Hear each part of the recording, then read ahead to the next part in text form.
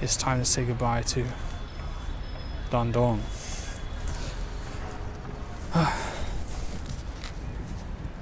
We'll be taking this their Honda Fit all the way to the North Korean, Russian, and Chinese border, following the North Korea border the whole way. The last time that I found anything about this was an ABC documentary, and they got turned around and stopped by police. We're not able to go. Word on the street is that foreigners are being blocked and that even locals are blocked at military checkpoints on the way. We're gonna see if maybe we can pull it off. All of the parking is so ridiculously confusing. There's no Chinese, I'm just kind of stuck at this gate.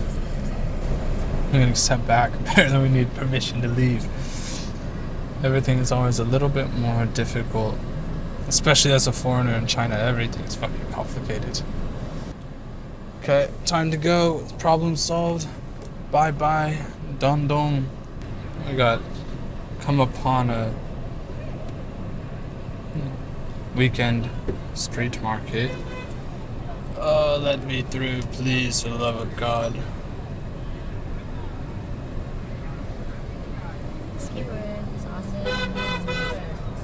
This is... There is not much room here.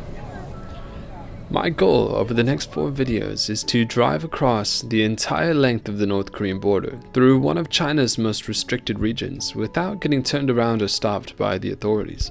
But I'll be making some interesting stops along the way, the first of which is the Hushan Great Wall, claimed by China as a cut-off section of the official Great Wall, but claimed also by North Korea and South Korea as part of their ancient kingdoms instead, making it the only contested part of the Great Wall of China.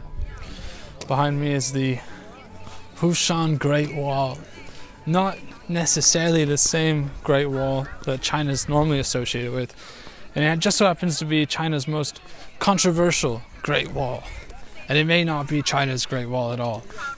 So, for some context, the historians and scholars from South and North Korea claim that this might not be Chinese at all, and that it could have been made by Korean kingdoms in the 1400s, rather than a piece of the prior Qing dynasty. That said, it does bear a striking resemblance to the Great Wall that you'd be more familiar with. And fitting, mainly because of crossing the Korean autonomous regions of China, kind of the unseen parts of northern China.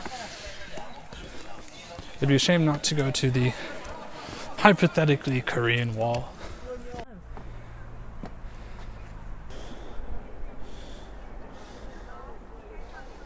Yeah, this whole wall is built along right aside the North Korean border.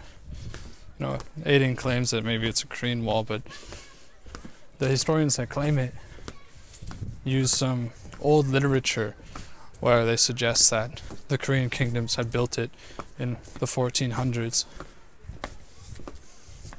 But it looks pretty Chinese. Then again, China influenced the Korean kingdoms in most of Asia throughout a good chunk of history.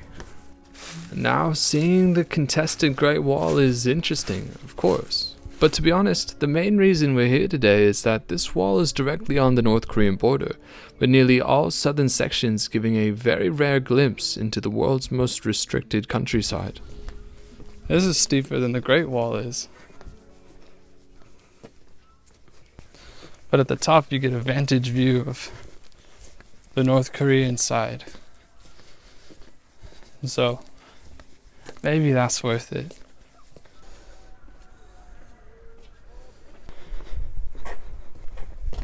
Yeah, just down that way is a more remote border area of North Korea. And you can see in the distance you have small guard towers, barely visible. And then a barbed wire fence and a road for trucks to monitor.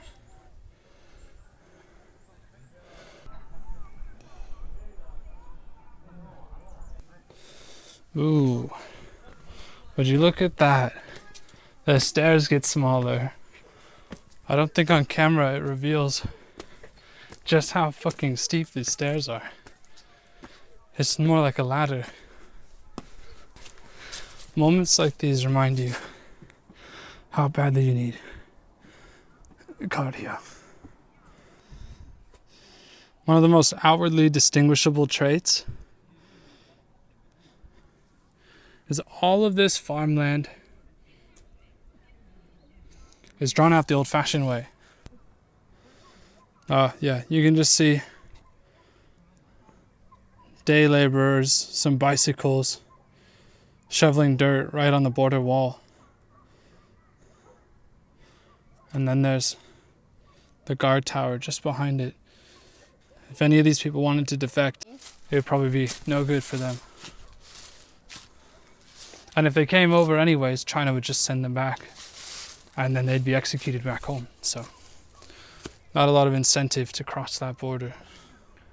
It's interesting when you see the divide, because on the China side you have kind of an autumn wilderness mixed along with some villages and towns.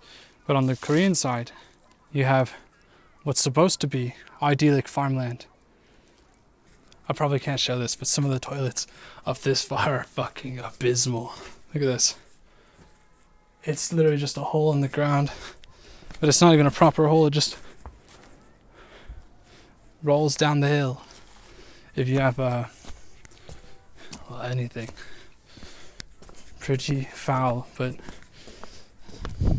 what can you do? So no drone sign. Probably to reduce any urges to get a too deep of a glimpse into the other side, the North Korean side. So this is probably the highest vantage point of North Korea you can get anywhere probably anywhere on the planet. Every kilometer or so, there's another tower, some bigger bases, and then these small ones where they function as outposts. Any one of these outposts has a single person sitting in them watching for defectors, and anyone who defects will be shot on sight. In some of these busier stretches, you have 1,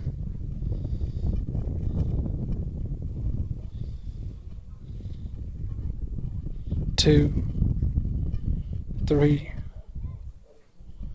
4,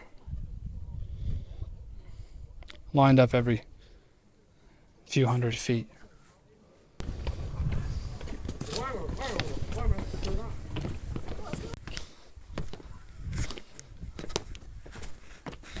It just looks like a drop off. That's how steep the stairs are. End of the road. It's a good day to be born with long legs.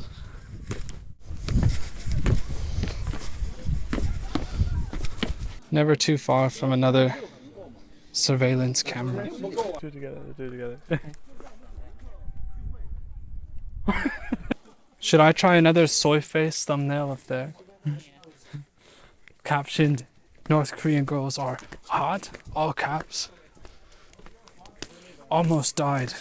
Arrested at the border. I wasn't expecting that. It was an arrangement of cannons facing towards China, not North Korea. See if there's any guards that are out of their towers right now. Oh fuck, look at that. That is what was climbed. It doesn't look like that in real life. It's steeper than it looks. That's enough gawking at North Korea for now. It's time to quickly get down the wall and back on the border road to try and make some distance before the sun sets. On the mission for new grazing land, the Chinese shepherd takes it to the park. That's a good way out. Goodbye, goats. Bye bye, Great Wall. I'm back on the road for now, although the last foreigners to try to drive this border road were forced to turn around about 50 kilometers away from here. But they were a TV crew, not dumb tourists, so for now I think it's time to carry on and see. And we already saw 2 people stopped by police just back there. So there's definitely more security in this area.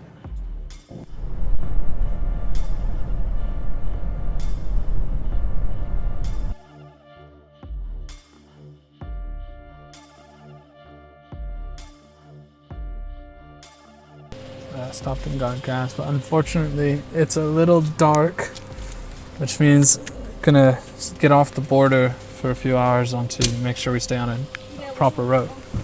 Okay. Let's see.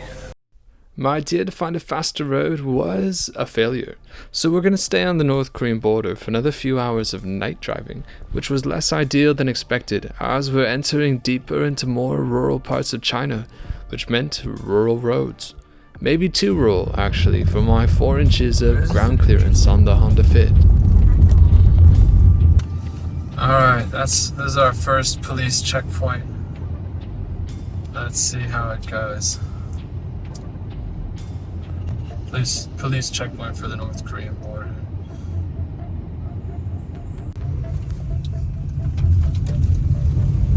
Well, today is our lucky day. There is nobody here. Alright, first police checkpoint was a huge success.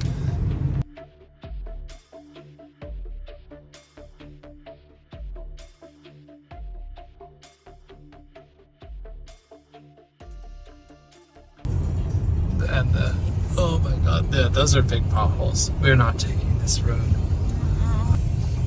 The GPS suggested that we take some hellishly old communist roads, but fuck.